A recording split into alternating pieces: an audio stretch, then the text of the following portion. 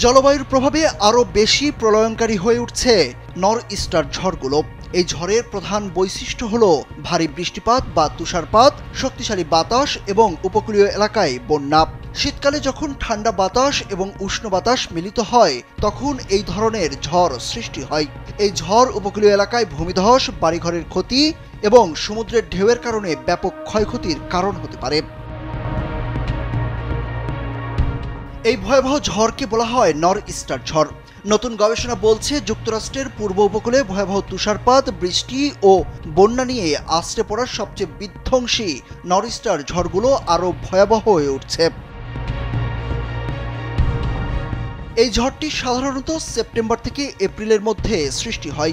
উত্তরের ঠান্ডা আর্কটিক বাতাস ও আটলান্টিক মহাসাগরের উষ্ণ ও আর্দ্র বাতাসের মধ্যে তাপমাত্রার পার্থক্যের ফলে এটির সৃষ্টি হয়।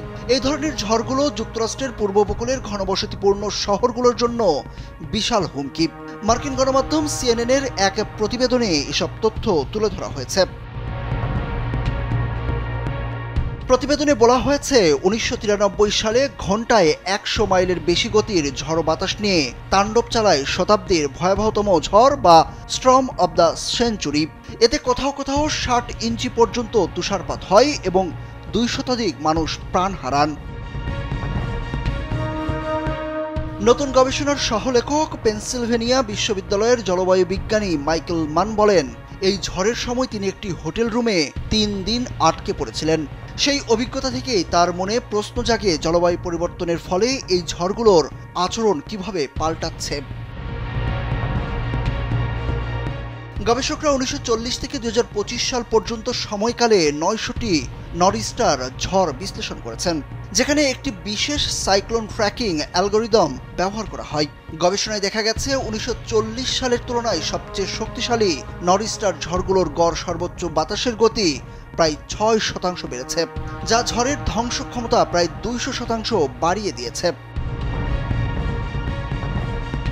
গবেষণায় আরও বলা হয়েছে, উষ্ণ পৃথিবীতে নর্থ ইস্টার ঝড়ের সংখ্যা হয়তো কমে যাবে, কারণ আর্কটিক অঞ্চলের উষ্ণতা বেড়ে যাওয়ায় ঠান্ডা ও উষ্ণ বাতাসের মধ্যকার পার্থক্য কমে আসছে, যা এই ঝড় তৈরিতে মূল উপাদান ছিল।